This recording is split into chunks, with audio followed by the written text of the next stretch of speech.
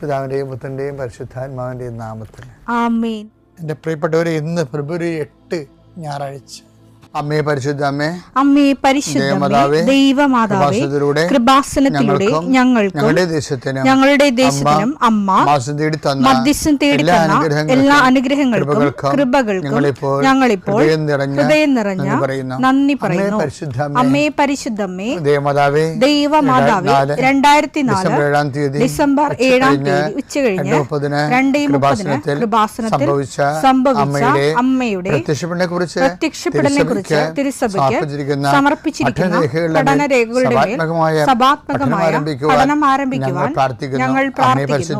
അമ്മേ പരിശുദ്ധമേ, ഭൂസ്വർലോകങ്ങളുടെ രാജ്ഞിയായ അങ്ങേയ്ക്ക് ഭൗമസംരക്ഷണത്തിനായി പ്രപഞ്ചപ്രകൃതിയെ തന്നെ തിരുസഭ പ്രതിഷ്ഠിക്കുവാൻ ഈ പ്രത്യക്ഷീകരണം വഴി ഇടയാക്കണമേ. പരിശുദ്ധമേ, ജപമാല മാതാവേ, സകല കൃപാസനം പ്രാർത്ഥനയോടും ചേർത്ത് ഞങ്ങളിപ്പോൾ പ്രാർത്ഥിക്കുന്ന ഈ കുടുംബത്തിന്റെ പ്രത്യേക നിയോഗം പറ മക്കളെ.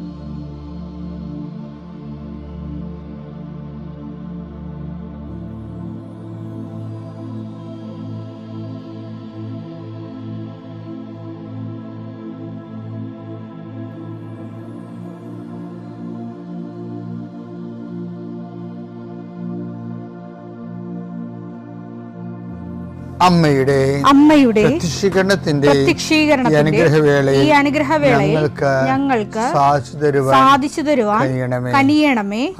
ആമേൻ. വിശ്വാസ പ്രമാണം. സർവശക്തനായ പിതാവും ആകാശത്തിന്റെയും ഭൂമിയുടെയും സൃഷ്ടാവുമായ ദൈവത്തിൽ ഞാൻ വിശ്വസിക്കുന്നു. അവിടുത്തെ ഏകപുത്രനും ഞങ്ങളുടെ കർത്താവുമായ ഈശോമിശിഹായിലും ഞാൻ വിശ്വസിക്കുന്നു.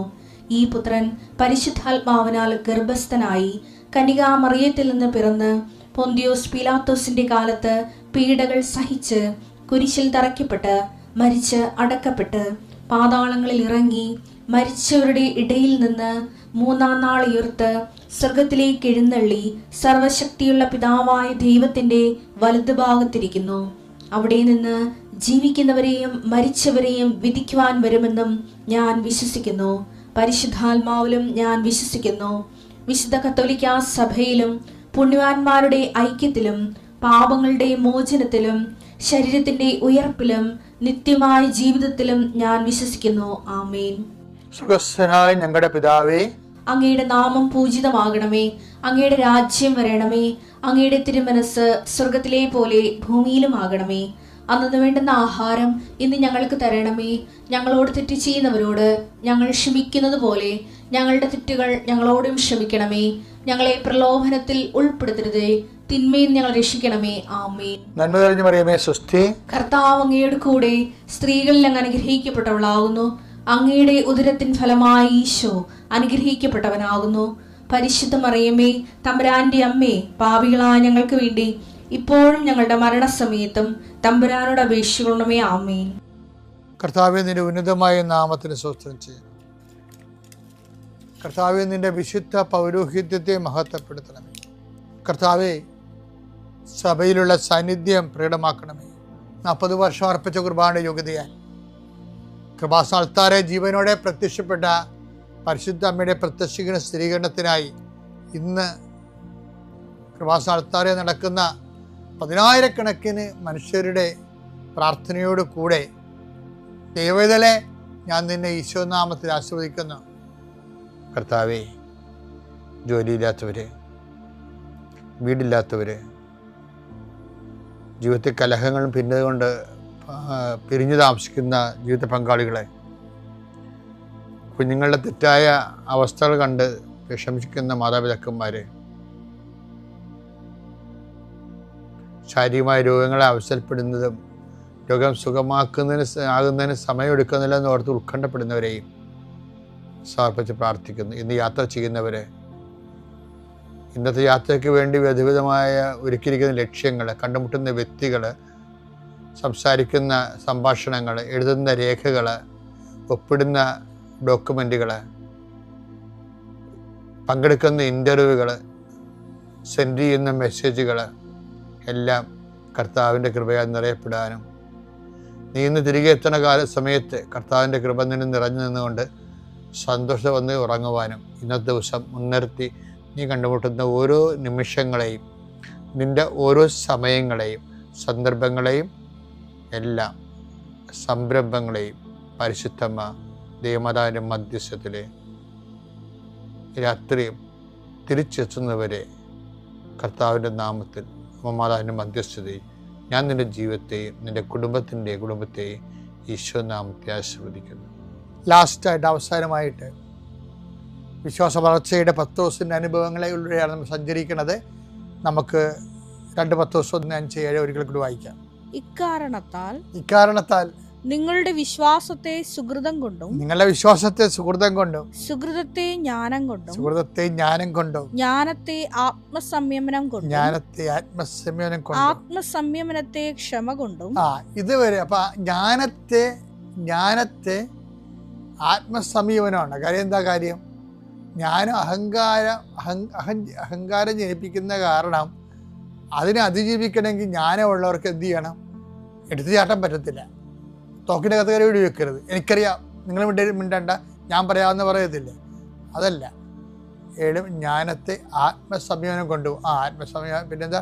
ആത്മസംയമനത്തിന്റെ പേര് ഒരാൾക്ക് ആത്മസംയമനം ഉണ്ടെങ്കിൽ അതിൻ്റെ അർത്ഥം കൂടിയ നിലവാരമുള്ള വിശ്വാസമായിക്കൊണ്ടെന്ന് എൻ്റെ അർത്ഥം. അതാണ് നിങ്ങൾ മനസ്സിലാക്കണം. എൻ്റെ ആത്മസംയമനത്തെക്കുറിച്ചല്ല ഞാൻ പറയണത്. ഞാൻ ഈ ദിവസങ്ങളെല്ലാം പറഞ്ഞുകൊടുക്കുന്ന വിശ്വാസത്തെ വളർച്ചയുടെ വിവിധ പരിഷ്കൃത രൂപങ്ങളെക്കുറിച്ചാണ്. സംസ്കൃത രൂപങ്ങൾ, വിശ്വാസത്തിന്റെ സംസ്കരിക്കപ്പെട്ട രൂപങ്ങൾ. ആത്മസംയമനത്തെ ക്ഷമ കൊണ്ടും ക്ഷമയെ ഭക്തി കൊണ്ടും ഭക്തിയെ സഹോദര സ്നേഹം കൊണ്ടും സഹോദര സ്നേഹത്തെ ഉപവി കണ്ടും സമ്പൂർണമാക്കാൻ. അപ്പൊ ഈ സമ്പൂർണമാക്കുക, അപ്പൊ ഇവിടെ എന്തൊക്കെ കാണുന്നത്? എന്താണ് നമ്മൾ ആദ്യം കണ്ടത്? അതായത് ആത്മസംയമനത്തെയാണ്. ഒരാൾക്ക് ആത്മസംയമനം ഉണ്ടാകണമെങ്കിലേ, ആത്മസംയമനം ഒരു അരമണിക്കൂർ ആത്മസംയമനം, 5 മിനിറ്റ് ആത്മസംയമനം അല്ല, ദീർഘാത്മസംയമനമാണ്. അതിനാണ് ക്ഷമയാണെന്ന് പറയുന്നത്. ക്ഷമ ഉണ്ടെങ്കിൽ മാത്രമേ ആത്മസംയമനം നമുക്ക് പുരോഗമിക്കാൻ പറ്റത്തുള്ളൂ. അല്ലെങ്കിൽ അരമണിക്കൂർ ആത്മസംയമനം ആയിപ്പോവും. അപ്പം ആത്മസംയമനത്തെ ക്ഷമ കൊണ്ടും, എന്നുവെച്ചാൽ ആത്മസംയമനം തന്നെ, ക്ഷമയെന്ന് പറഞ്ഞാൽ എന്താണ്? സഹിക്കുന്ന സ്നേഹം. ആ സഹിക്കുന്ന സ്നേഹം, ആത്മസംയമനം ഉള്ളിടത്തെല്ലാം അത് പ്രൊലോങ് ചെയ്ത് കിട്ടണമെന്നുണ്ടെങ്കിൽ സഹിക്കുന്ന സ്നേഹം അഭ്യസിക്കണം. ഈ സഹിക്കുന്ന സ്നേഹം എന്ന് പറയുന്ന ആത്മസംയമനം എന്ന് പറയുന്നത് വിശ്വാസം തന്നെയാണ്. വിശ്വാസത്തിൻ്റെ ഏറ്റവും റിഫൈൻഡ് രൂപമാണ്. വിശ്വാസം തന്നെയാണ് നമുക്കത് ഫീൽ ചെയ്യണത്, കിട്ടണത്. ആത്മസംയമനത്തെ ക്ഷമ കൊണ്ടും, പിന്നെന്താണ്? ക്ഷമയെ ഭക്തി കൊണ്ടും. ഇത്രയും കാര്യങ്ങൾ ഉള്ളവർക്ക് മാത്രമേ ഭക്തി ഉണ്ടായിട്ട് കാര്യമുള്ളൂ. ഭക്തി എന്ന് പറയുന്നത് ഭഗവാനുമായിട്ടുള്ള ഒട്ടലാണ്, തിക്തം. ഭഗവാനുമായിട്ട് തിക്തമായിരിക്കുന്ന സംഭവമാണ് ഭക്തി.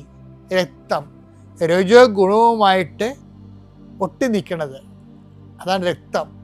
ഭക്തി എന്ന് പറയുന്നത് ഭഗവാനുമായിട്ട് ഒട്ടി നിൽക്കണത് ഭക്തി. അപ്പം ദൈവമായിട്ട് ഒട്ടി നിൽക്കുന്ന പരിപാടിക്കാണ് ഭക്തി എന്ന് പറയണത്. ആ ദൈവമായിട്ട് ഒട്ടി നിൽക്കണമെന്നുണ്ടെങ്കിൽ കൈകൾ കൂപ്പി കമന്നടിച്ച് വീണിട്ട് കാര്യമില്ല. അതിനുള്ളിൽ എന്തൊക്കെ വേണം? ദൈവമായിട്ട് ഒട്ടി നിൽക്കണമെന്നുണ്ടെങ്കിൽ എന്ത് ചെയ്യണം? വിശ്വാസത്തെ സുഹൃതം കൊണ്ടും സുഹൃതത്തെ ജ്ഞാനം കൊണ്ടും ജ്ഞാനത്തെ ആത്മസംയമനം കൊണ്ടും ആത്മസംയമനത്തെ ക്ഷമ കൊണ്ടും ക്ഷമയെ ഭക്തി. അത്രയും ക്ഷമ വരെ വന്നാൽ മാത്രമേ ദൈവമായിട്ട് ഒട്ടാൻ പറ്റത്തുള്ളൂ. ദൈവമായിട്ട് ഒട്ടി നിൽക്കണം. ദൈവത്തെ കെട്ടിക്കഴിഞ്ഞാൽ പിന്നെ വേറെ ഒന്നും കിട്ടില്ലെങ്കിലും കുഴപ്പമൊന്നുമില്ല. ഭക്തി നമുക്ക് തരണത് എന്താണെന്ന് ചോദിച്ചു കഴിഞ്ഞാൽ ഭക്തി തരണത് സംതൃപ്തിയാണ്. ശരിക്കും ആരിലുള്ള സംതൃപ്തി? ദൈവത്തിലുള്ള സംതൃപ്തി. അപ്പോൾ അതുകൊണ്ട് എപ്പോഴും ശ്രദ്ധ, ഭക്തിയെ എന്താണ് ചെയ്യേണ്ടത്? ഭക്തി ഉണ്ടെങ്കിൽ ഈ ഭക്തി പ്രസരിപ്പിക്കുന്നത്, കൈമാറേണ്ടതും, ഭക്തിയിലൂടെ നേടിയെടുത്ത കൃപ എല്ലാം കൈമാറുന്നത് എല്ലാം സഹോദര സ്നേഹത്തിലൂടെയാണ്. സഹോദര സ്നേഹത്തെ ഉപവികൊണ്ടും ഉപവിപ്രവർത്തനങ്ങളെ ഉപവികൊണ്ടും സമ്പൂർണ്ണമാക്കുവിൻ. അപ്പോൾ ഉപവി എന്ന് പറയുന്നത് വിശ്വാസത്തിൻ്റെ തന്നെ മുന്തിയ രൂപമാണ്. വിശ്വാസ വളർച്ചയാണ് ഈ ആഴ്ച മുഴുവൻ നമ്മൾ കണ്ടത്. അതിൻ്റെ മുന്തിയ രൂപങ്ങളുടെ ഓരോ രൂപങ്ങളെയും നമ്മൾ കണ്ടു. വിശ്വാസ വളർച്ച ഇതെല്ലാം നിനക്കുണ്ടെങ്കിൽ നീ കടുത്ത ദൈവവിശ്വാസിയായിട്ട് ദൈവം നിന്നെ കാണുന്നുവെന്നതിൻ്റെ അർത്ഥം. ഇല്ലെങ്കിൽ നീ അവിശ്വാസിയായി തുടരുന്നുവെന്നാണ്. അങ്ങനെ സംഭവിക്കാതിരിക്കട്ടെ.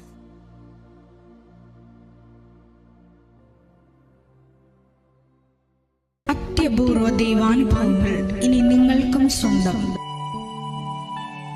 ഈ യൂട്യൂബ് ചാനൽ ഇതുവരെ സബ്സ്ക്രൈബ് ചെയ്തിട്ടില്ലെങ്കിൽ ഇപ്പോൾ തന്നെ സബ്സ്ക്രൈബ് ചെയ്യുക. ഈ വീഡിയോ ഇപ്പോൾ തന്നെ നിങ്ങളുടെ സുഹൃത്തുക്കൾക്ക് ഷെയർ ചെയ്തുകൊണ്ട് കർത്താവിൻ്റെ പ്രേക്ഷിതരാകുക.